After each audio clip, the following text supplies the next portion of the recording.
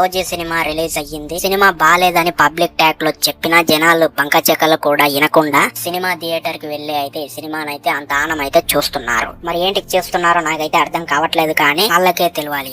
సరే, ఈ విషయం పక్కన పారదింగినట్టయితే ఇక కొంతమంది తీట ముండా కొడుకులు పవన్ కళ్యాణ్ యాంటీ ఫ్యాన్స్ ఎవరో ఏమో నాకైతే తెలియదు అని న్యూస్ వచ్చిన దాని ప్రకారం అయితే ఈ వీడియోలో చెప్దామని నేనైతే అనుకుంటున్నా. అదేంటంటే కిరణ్ అనే ఒక వ్యక్తి అత్తాపూర్ లోకి థియేటర్ లోకి వెళ్లి అట్లే ఆయనతో పాటు ఒక మంచి హెచ్డి క్లారిటీ కెమెరాని తీసుకువెళ్లి థియేటర్ లోపలికి ఓజీ సినిమా ఫస్ట్ నుంచి లాస్ట్ వరకు మంచిగా రికార్డింగ్ చేసి దాన్ని టెలిగ్రామ్ లో విడుదలైతే చేశాడు. అయితే అదే మొన్నటి నుంచి వైరల్ గా అయితే మారిందనమాట. అది అయితే దాన్ని గమనించినటువంటి ఓజీ సినిమా మూవీ టీం వాళ్ళందరూ పోలీసుల దగ్గరికి వెళ్లి సార్ ఎవడో మాది సినిమాది హెచ్డి ఫ్రంట్ తీసి టెలిగ్రామ్ లో విడుదల చేశాడు, వాడిని అర్జెంట్ గా పట్టుకొని ఆ హెచ్డి సినిమాని డిలీట్ చేసి వాడికి శిక్ష పడేలా చెయ్యండి అని చెప్పి ఓజీ సినిమా మూవీ టీం వాళ్ళందరూ అయితే చెప్పారనమాట. ఇక తర్వాత ఆ పోలీస్ ఆయన అయితే మంచిగా డ్యూటీ చేసి ఆ కిరణ్ అనేటువంటి ఏజెంట్ ఆ వీడియో తీసిన పర్సన్ ఉంటాడు కదా, వాడిని అయితే పట్టుకున్నారు. అయితే వాడిని పట్టుకొని వాడిని ఏమేమి విషయాలు అడిగారంటే, అరే ఎవర్రా నువ్వు, ఎక్కడికి ఈ వీడియోని అప్లోడ్ చేసావు,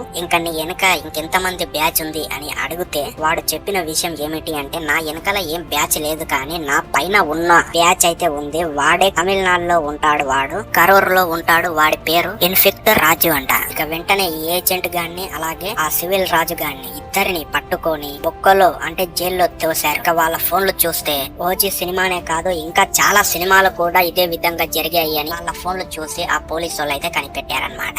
సో ఫ్రెండ్స్, ఇదన్నమాట ఇక విషయం అయితే లీక్ అయ్యింది ఇంకా ఈ న్యూస్ అయితే. సో ఫైనల్ గా నేను చెప్పదలుచుకుంది ఏంటంటే, వీళ్ళు ఈ విధంగా సినిమాని రికార్డ్ చేసి టెలిగ్రామ్ లో పెట్టిందే మంచి పని అయింది ఫ్రెండ్స్. ఎందుకు అంటే ఆ సినిమా నా కొడుకులు బడ్జెట్ గుద్దవలుగా పెడతారు, సినిమానేమో ముడ్డలాగా తీస్తారు. మన తీయకపోతే ఏం చేస్తారు ఫ్రెండ్స్? ఒక మాట మీరే చెప్పండి. ఆ వ్యక్తి చేసిన దాని పనిలో అయితే ఎలాంటి తప్పు లేదని నేనైతే అనుకుంటున్నా. కోట్లు ఖర్చు పెట్టి సినిమాని ఏ విధంగా తీయాలి, మంచిగా జనాలకి ఎంటర్టైన్మెంట్ అన్నా అందాలి. కొత్త స్టోరీ లేకపోయినా సరిగ్గా ఎంటర్టైన్మెంట్ అన్నా ఉండాలి. కానీ ఈ ఓజీ సినిమాలో బంక చెక్కలు కూడా లేదనమాట.